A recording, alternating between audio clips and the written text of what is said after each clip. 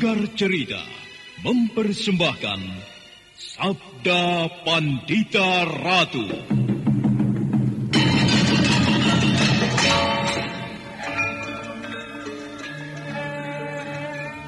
Jawablah, Ken Umang. Benarkah kau berada di belakang peristiwa ini? Tidak, Tuanku. Hamba tidak berada di belakang peristiwa yang baru saja terjadi. Kau tidak berbohong, Ken Umang? Baginda Tuanku tidak percaya kepada hamba. Jawab pertanyaanku. Kau tidak berada di belakang peristiwa ini? Tidak. Umang, aku minta jawab dengan kejujuranmu. Janganlah kau menimpakan sebuah kesulitan kepadaku. Jika sampai terjadi sesuatu pada Pangeran Pati, maka semua orang di Singasari akan menuduhku. Akulah sebenarnya yang melenyapkan Anusapati. Ayo, jawablah, Ken Umang. Baginda, hamba tidak mau Baginda bersikap kasar seperti itu kepada hamba. Hamba sudah menjawab bahwa hamba tidak berada di belakang peristiwa itu. Hamba mengatakan sebenarnya, hamba memang berkepentingan dengan lenyapnya Anusapati itu, karena ia akan menjadi duri di dalam daging hamba.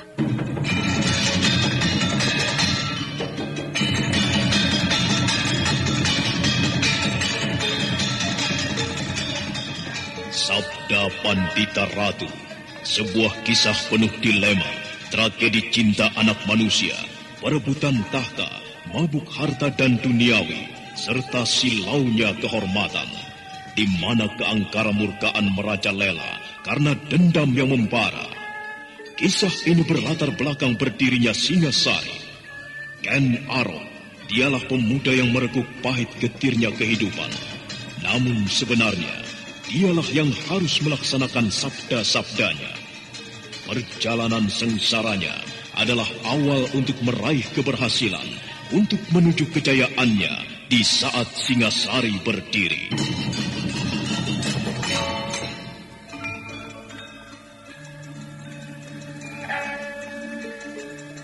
Kau yang bernama Ken Arok? Hamba, Tuan Putri.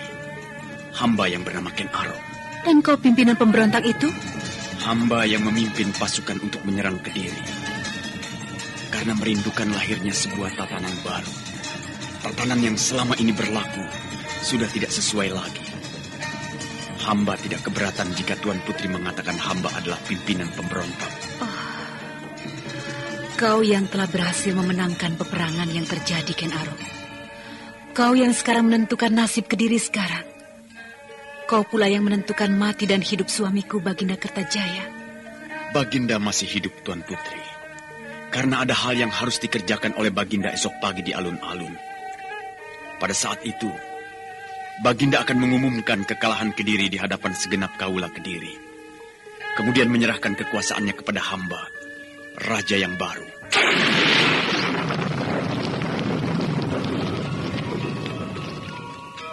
Sabda Pandita Ratu.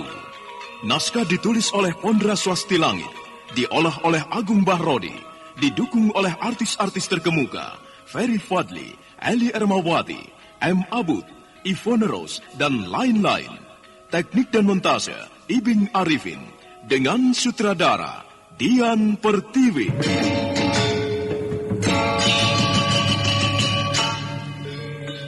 Sabda Pandita Ratu. Dalam episode ke-21 ini dengan judul Pelangi Tengah Malam.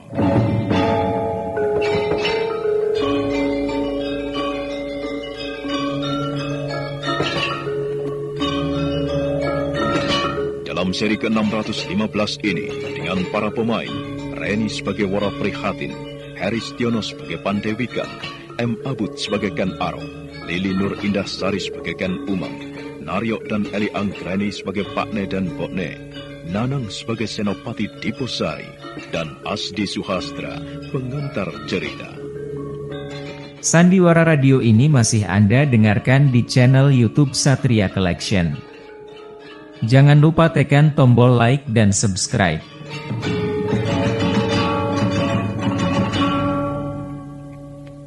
Tatapan Ken Arok menerawang keluar melalui pintu yang sedikit terbuka.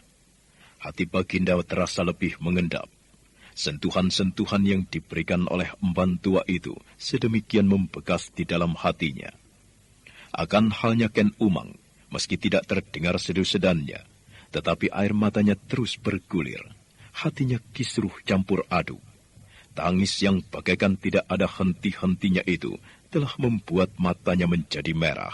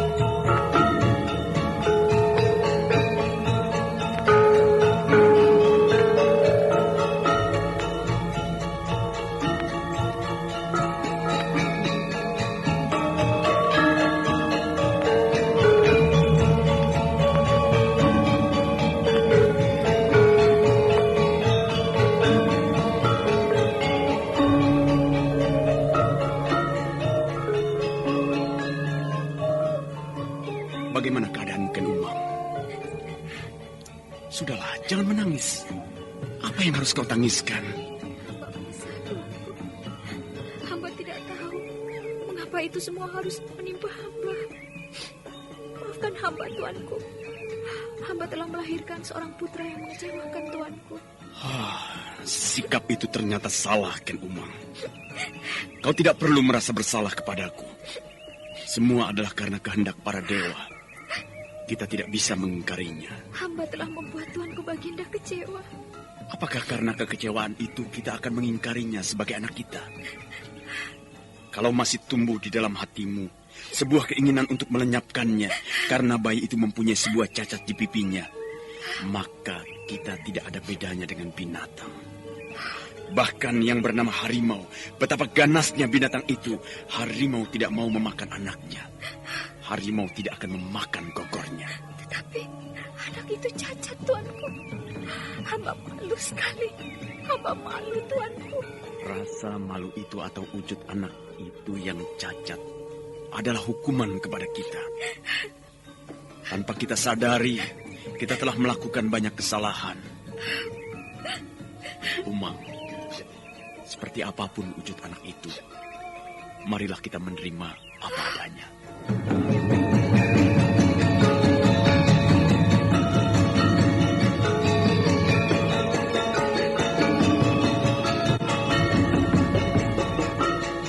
Ken Umang memejamkan matanya.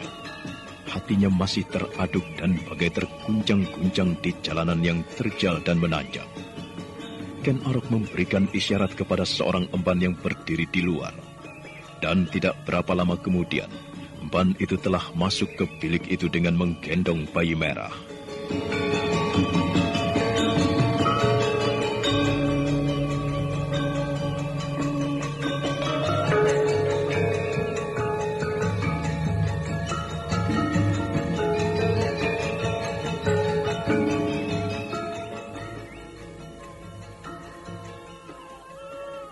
Lihat, bayi itu menangis. Kau tahu apa yang harus kau lakukan, bukan? Ayo, Ken Umang, buang pikiran yang keliru itu dari dalam kepalamu. Susui bayi itu. Berikan bayi itu, Mbak. Hamba, tuanku.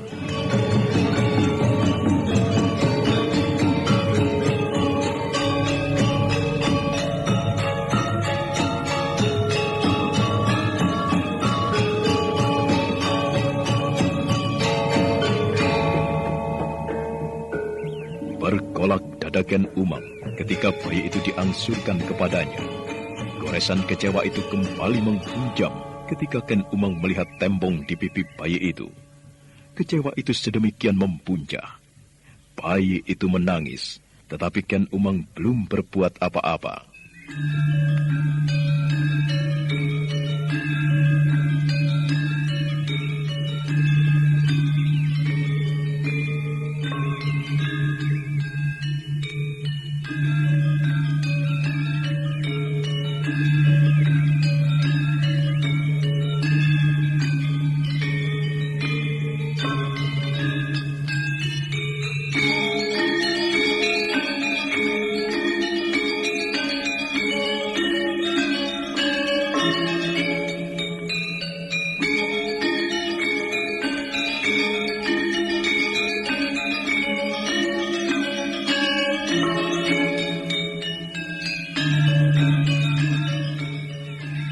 susui bayimu, Ken Umang. Ayo, susui bayimu, Ken Umang. Lakukanlah.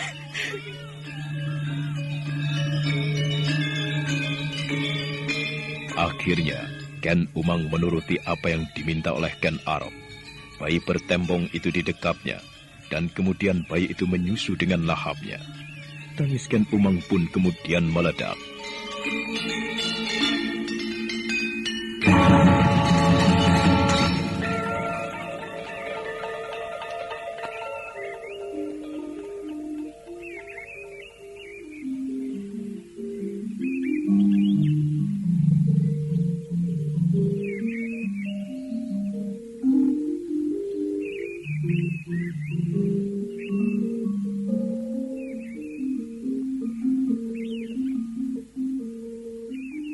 Apa yang akan kau katakan, Senopati Diposari? Hamba mengucapkan selamat atas kelahiran putra tuanku. Terima kasih. Tetapi jantungmu tentunya bergolak, Diposari. Karena kau akan mengkaitkan antara anakku yang telah lahir itu dengan masa depan Singasari, bukan? Hamba tidak memikirkannya, tuanku. Barangkali tidak sempat. Ampun, tuanku. Bagaimana? Apakah putra tuanku itu telah memiliki nama? Jauh sebelumnya aku memang telah menyiapkan sebuah nama untuknya. Namanya Toh Jaya. Nah, aku perkenankan kepadamu untuk membuat maklumat tentang itu, Depusari. Umumkan kepada segenap rakyatku bahwa anakku yang lahir dari Ken Umang aku beri nama Toh Jaya.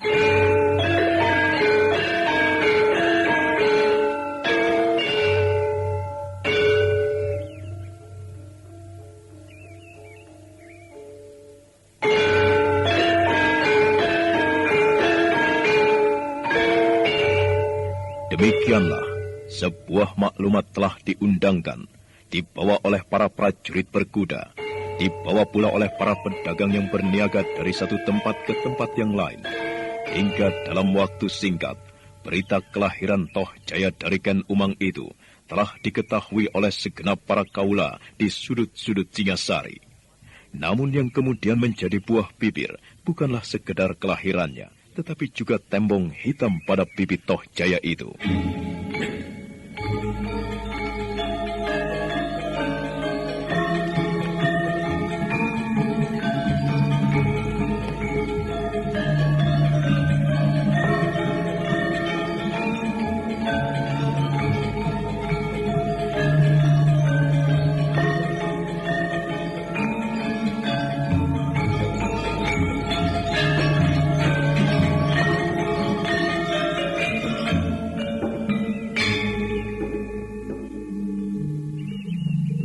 Kenapa kau nampak berkeringat, Nyai?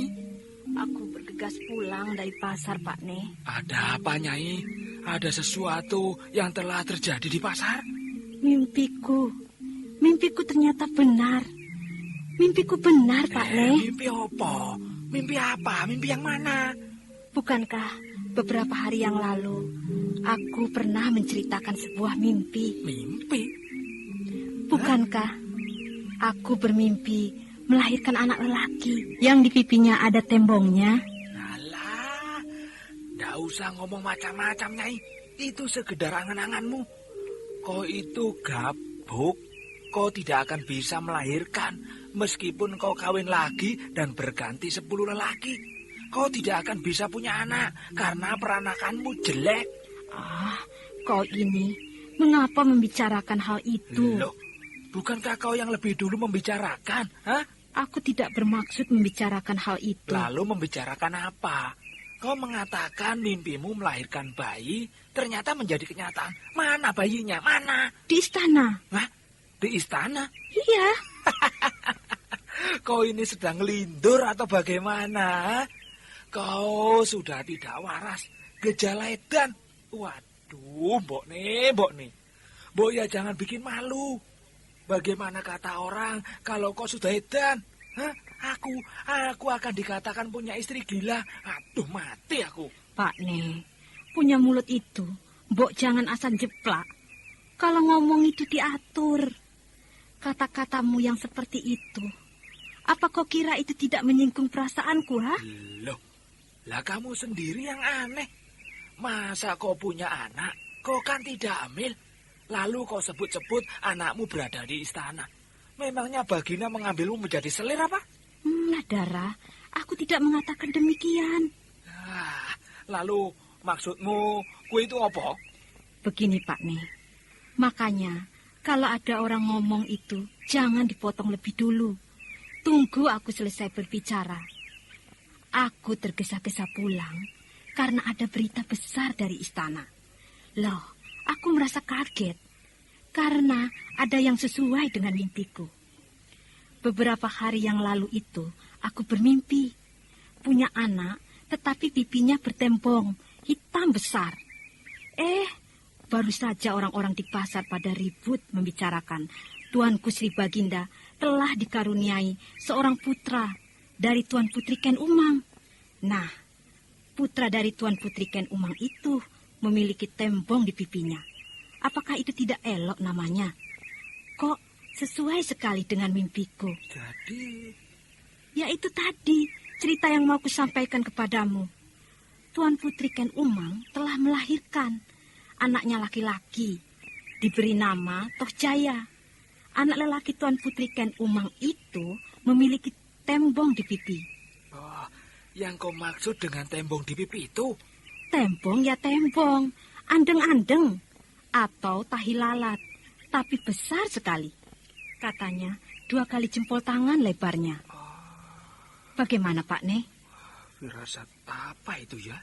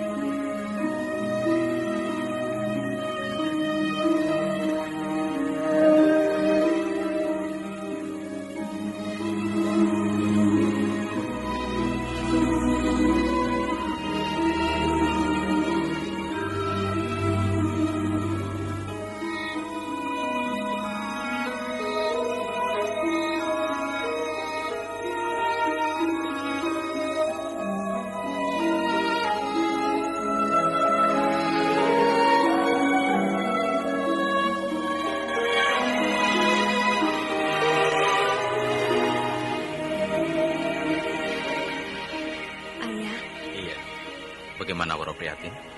Menurut ayah, kira-kira bagaimanakah masa depan Singasari? Negeri yang baru saja berdiri ini mempunyai masa depan yang cerah, Prihatin. Sebuah negeri yang giat membangun, dipimpin oleh seorang raja yang luar biasa, Ken Arok. Meski ia masih muda, akan tetapi mempunyai kemampuan yang luar biasa. Ken Arok bukan saja mempunyai ilmu kanuragan yang tinggi, akan tetapi juga menguasai ilmu pemerintahan. Entah pada siapa pemuda itu mempelajarinya. Bagaimana kalau raja yang bernama Ken Arok itu kelak sudah tidak ada? Akan seperti apa wajah Singasari, ayah? Sulit untuk menebaknya, Prihatin.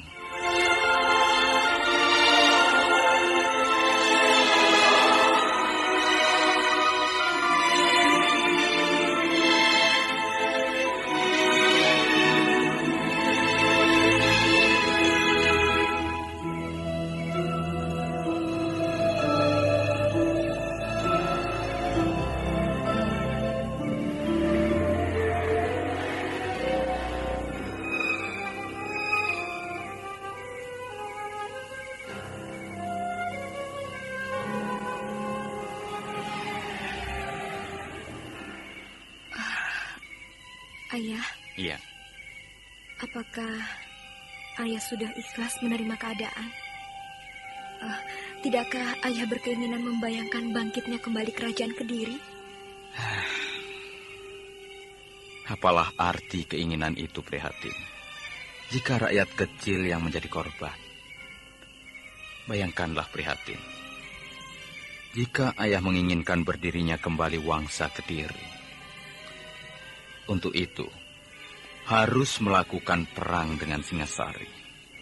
Harus menghimpun kekuatan. Itu pun membutuhkan waktu yang sangat lama. Tidak cukup hanya setahun, 2 tahun, bahkan 25 tahun. Tidak, Woro Prihatin. Ayah akhirnya memang harus ikhlas Singasari berdiri. Apapun nama negerinya, ataupun siapapun rajanya, asal dapat memberikan kesejahteraan kepada para kawula, itu harus didukung. Bagiku tidak, Ayah. Sulit menerima kenyataan hancurnya Kediri.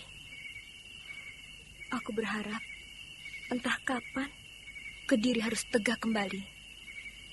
Aku memaklumi jika untuk saat sekarang keinginan itu tidak mungkin. Tetapi kelak, jika di masa hidupku ternyata belum bisa meruntuhkan Singasari dan mengembalikan kejayaan Kediri, aku berharap ada anak keturunanku atau anak keturunan siapapun dari garis keturunan Kediri yang akan menjungkalkan Singasari ini.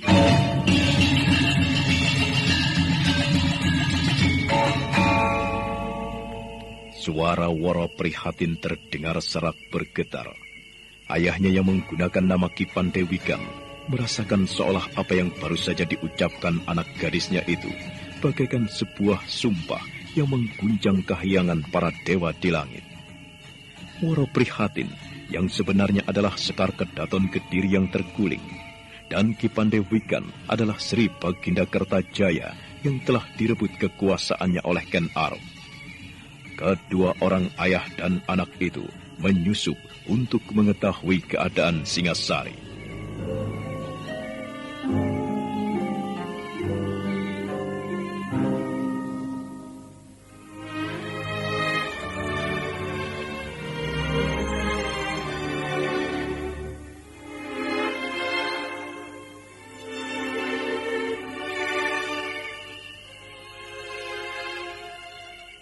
Ayah bisa mengerti apa yang kau rasakan, Prihatin.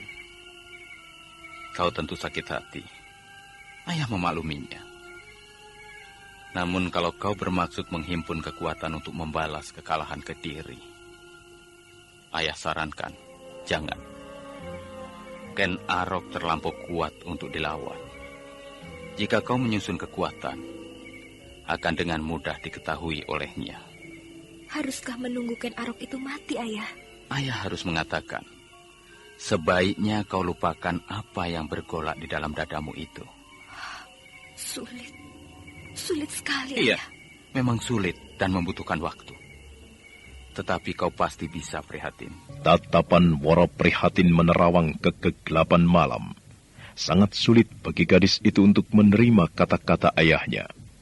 Di benaknya masih terbayang lekat sebuah peristiwa yang terjadi di Keputren di saat-saat Kediri mengalami keruntuhan.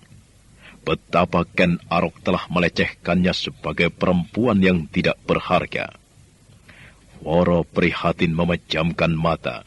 Hatinya menggigil. Keinginannya untuk membalas perlakuan Ken Arok itu seperti tidak bisa dibendung lagi.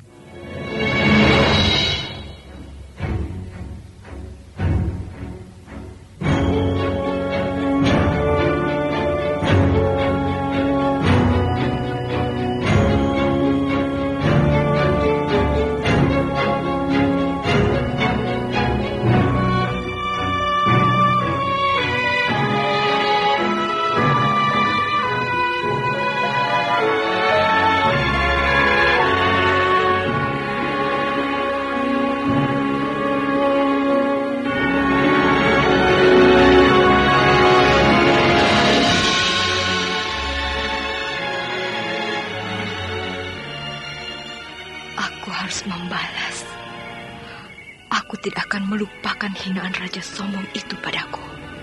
Belajarlah melihat kenyataan, Prihatin. Kau tidak akan mampu mewujudkan kata-katamu itu. Tidak, Ayah. Aku berharap kelak Kediri akan berhasil merebut kembali haknya yang hilang.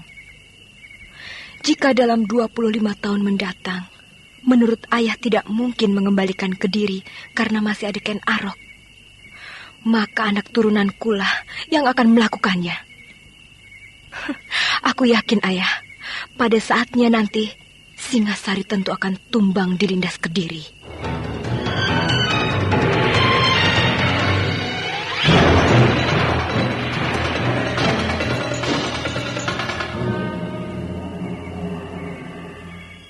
Ki Pandewikan yang sebenarnya adalah Kertajaya itu kemudian terdiam. Tatapan matanya yang tua meredup. Namun sebaliknya dengan Wara Prihatin yang sebenarnya adalah Sekar Kedaton Kediri, tatapan gadis itu bagai berkobar, penuh dendam dan keyakinan.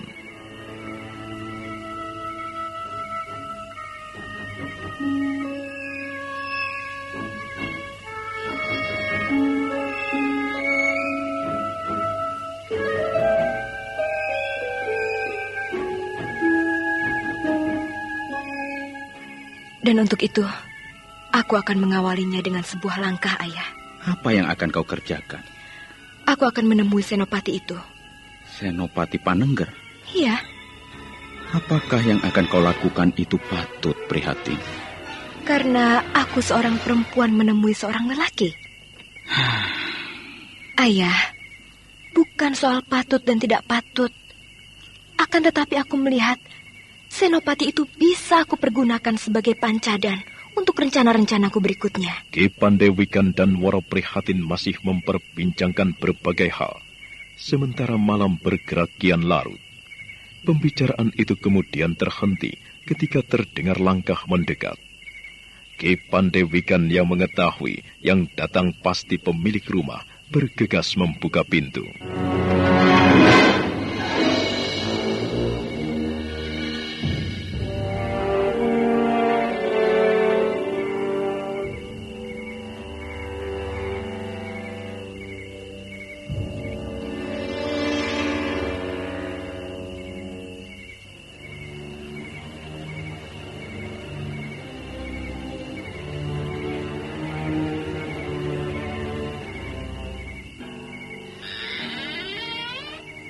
Dari mana saja, Kiai? Aku baru saja dari sungai Kisana Pandewikan. Aku menengok bubu yang kupasang untuk melihat apakah sudah ada ikan yang terjebak di dalam bubu itu. Ada ikannya, Kiai? Ada, cukup banyak. Namun belum kuangkat. Ya, besok saja kuangkat. Kalau Kiai Pandan Aking tidak keberatan, biarlah besok aku yang akan memasak ikan itu. Mungkin aku akan membuat pepesan. Aku tentu tidak keberatan, Nyai. Akan tetapi, apakah kalian berdua besok masih akan tinggal di rumahku ini? Tentu, Kiai Pandanaking. Kalau Kiai tidak keberatan, izinkanlah kami untuk tinggal di rumah ini barang beberapa hari lagi. Rasa-rasanya masih banyak yang ingin aku lihat di Singasari ini. Aku tidak keberatan. Aku sangat tidak keberatan. Bahkan kalau kalian berdua ingin tinggal lebih lama lagi, tentu aku akan merasa lebih senang. Bukankah kalian akan membayar dengan uang sewa seperti yang telah kita sepakati? Tentu, Kiai Pandanaking. Aku akan membayarnya dengan harga yang telah kita sepakati. Iya. Apakah uang itu sudah boleh aku terima sekarang? Aku tidak keberatan, Kiai. Prihatin? Iya. Bayarlah. Tentu, Ayah.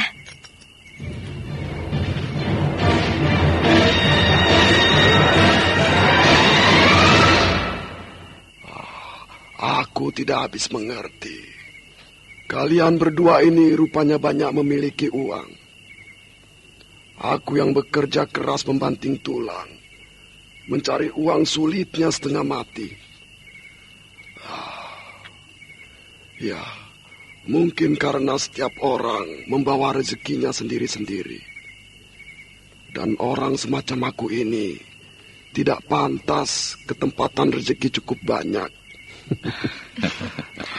Tentu habis dengan duduk bersila. Habis dengan duduk bersila bagaimana, Kiai? Kau belum tahu apa yang aku maksud dengan bersila itu, Nyai? Belum. Ya, kau dapat menanyakannya kepada ayahmu. Ayah, Ya. Apa yang dimaksud dengan habis untuk bersila itu? Bermain judi, Prihatin. Permainan dadu. Oh, berjudi dadu. Oh, Kalau Kiai mengetahui judi dadu itu penyebabnya, mengapa masih terus dijalani? Kau bisa mengatakan demikian karena kau belum merasakan betapa nikmatnya permainan dadu itu, Nyai. Hanya para penjudi saja yang bisa merasakan di mana letak kesenangan dari permainan judi. Ya, orang lain biasanya hanya mencela karena tidak mengetahui apa dan bagaimana perjudian itu. Bukankah begitu Kisana Pandewikan?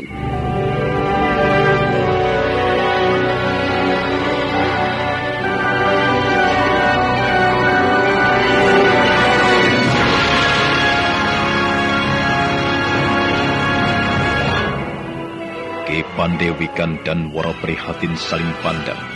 Diawali dengan perasaan aneh. Akhirnya di sudut bibir Wara Prihatin tersungging sebuah senyuman. Senyuman geli.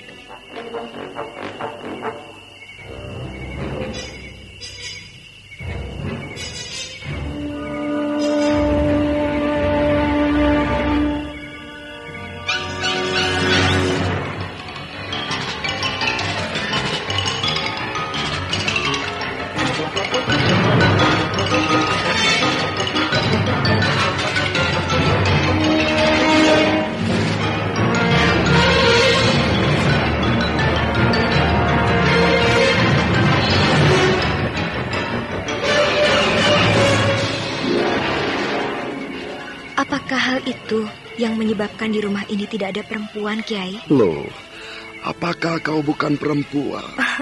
Maksudku, kebiasaan Kiai yang suka dengan perjudian itukah yang menyebabkan Kiai hidup sendiri tanpa didampingi oleh seorang istri? Apa hubungannya aku dengan istri? Jika Kiai Pandan Aking mempunyai seorang istri Kiai itu tentu tidak tahan dengan perilaku Kiai yang gemar berjudi itu. Aku hidup tidak membutuhkan perempuan, Nyai. Aneh. Benarkah demikian, Kiai? Bukankah Kiai sendiri lahir dari seorang perempuan? Kiai sudah tua.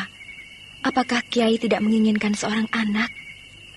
Bahkan anak dari Kiai itu nanti masih akan memberikan seorang cucu. Ya, dengan demikian garis keturunan Kiai itu nantinya tidak punah. Bahkan ada yang dengan bangga memamerkan kelahiran bayinya, dengan dimeriahkan dengan acara selamatan atau lain sebagainya. Nampaknya Kiai justru tidak peduli dengan hal semacam itu. Contohnya adalah Baginda sendiri. Belum lama kita mendengarkan pengumuman yang dibawa oleh para prajurit yang mewartakan kelahiran putra Sri Baginda. Apakah Kiai tidak menginginkan yang demikian itu? Janganlah kau menyalahkan aku terlampau dalam, Nyai Prihatin. Istriku yang aku suruh kembali ke orang tuanya itu bukanlah perempuan baik-baik. Ia suka ngeramban, suka berburu laki-laki. Apakah bangganya aku menjadi ayah dari anak yang dilahirkannya? Ya, kalau anaknya itu anakku, berasal dari benikku. Kalau bukan, contohnya tentang Sri Baginda itu misalnya. Apakah sebenarnya yang dibanggakan oleh Sri Baginda atas anak yang baru saja dilahirkan itu? Kenumang itu bukan perempuan baik-baik. Bahkan kabarnya Kenumang itu pernah menjadi simpanan Sri Baginda Kertajaya.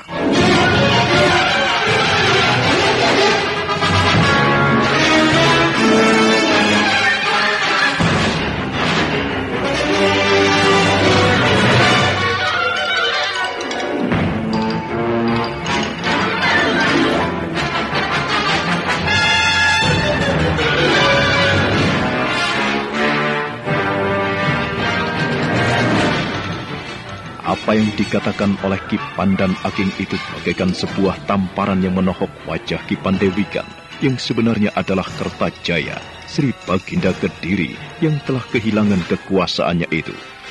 Wajah Pandewikan memerah, namun bekas Raja Kediri itu dengan sekuat tenaga berusaha menghapus kesan yang sempat muncul di wajahnya.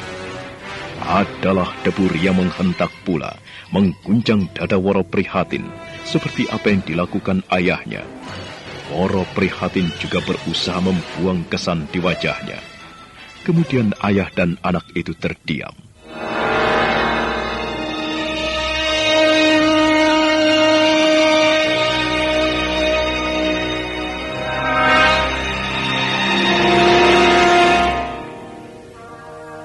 Demikianlah, sang waktu terus merambat bergerak. Suasana di dalam istana berjalan seperti menapaki keadaan yang aneh, seolah penyimpan api di dalam sekam. Senopati Diposari terus mengamati perkembangan, terutama perhatian ditujukan kepada Paraji Gading. Sosok yang menurut Diposari menyimpan beribu rahasia. Diposari merasa aneh, karena Sri Baginda belum mengambil tindakan terhadap orang itu. Didorong oleh kecemasannya, Senopati Diposari telah membentuk sebuah jaringan mata-mata khusus mengawasi gerak-gerik dan apa yang dilakukan oleh Paraji Gading. Sandiwara Radio ini masih Anda dengarkan di channel YouTube Satria Collection. Jangan lupa tekan tombol like dan subscribe.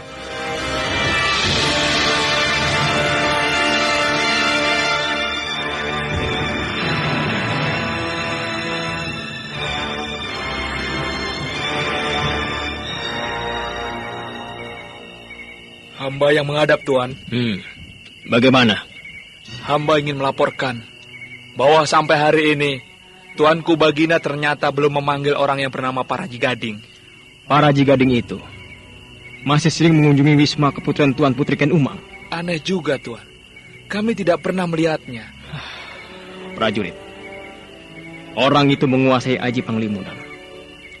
Ia bisa dengan leluasa keluar masuk ke dalam wisma keputrian Tuan Putri Ken Umang sewaktu-waktu, tanpa bisa dihalangi oleh siapapun.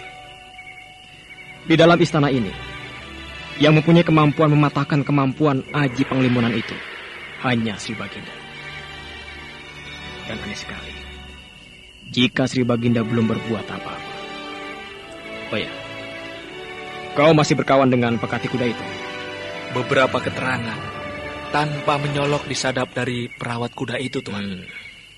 Baiklah, kau boleh kembali dan perintahkan kepada semua temanmu untuk selalu mengamati gerak-gerik orang itu dengan tanpa menyolok. Baik, Tuan. Saya permisi. Baik, kembalilah.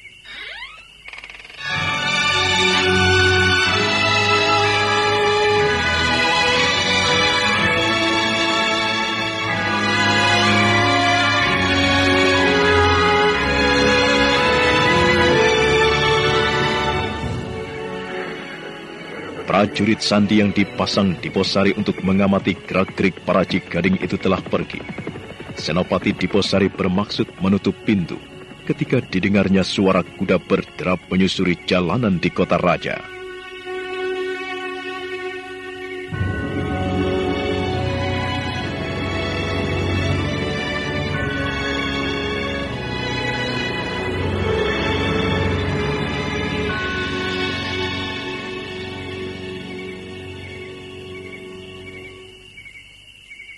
Adakah sesuatu yang penting yang kau bawa kemari, Adi Senopati Panengger? Aku ingin membicarakan Sri Baginda Kertajaya, Kakang. Persoalan Sri Baginda Kertajaya sedemikian menjerat hatimu. Iya. Sehingga kau tidak sempat memikirkan hal yang lain. Benar, Kakang. Persoalanku dengan Sekar Kedaton itu memang menyita pikiran dan perhatianku. Akan tetapi ada perkembangan baru yang mengejutkan. Oh, apakah itu, Adi Panengger? Aku mendengar pembicaraan bisik-bisik di antara para prajurit, terutama para prajurit yang berasal dari Kediri, yang mengatakan kemunculan Tuanku Kertajaya di Singasari. Sri Baginda di Singasari? Iya, Kakang. Kemunculan Kertajaya itu bisa menimbulkan gejolak. Adakah hal itu telah sampai di telinga Tuanku Ken Arok? Aku tidak tahu, Kakang. Nampaknya belum. Dan itulah sebabnya aku bergegas menemui Kakang Senopati Diposari saat ini. Barangkali kita bisa memanfaatkan waktu yang ada untuk segera menemukan Tuanku Kertajaya. Adi Panengger. Iya, Kakang. Dengan latar belakang kepentinganmu atau kepentingan yang lain? Kita perlu mengetahui Tuanku Kertajaya hadir di Singasari itu membawa tujuan apa. Ternyata apa yang ada di benakmu sama dengan apa yang aku pikirkan. Kita harus segera menemukan Tuanku Kertajaya saat ini. Kalau memang benar berada di Singasari. Akan tetapi, benar-benar yakinkah kau kalau Tuanku Kertajaya berada di Singasari? Aku belum yakin. Akan tetapi dari pembicaraan bisik-bisik yang tertangkap itu, naluri keprajuritanku mengatakan bahwa benar Sri Baginda Kertajaya itu berada di Singasari.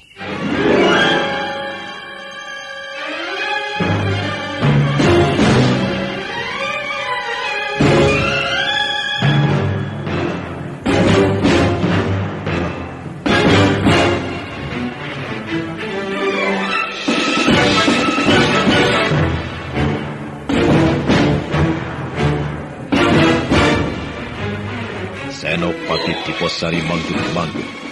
Senopati itu tiba-tiba merasa cemas. Kemunculan Kertajaya secara diam-diam di Singasari itu akan menimbulkan gejolak yang merugikan dan menimbulkan kerawanan.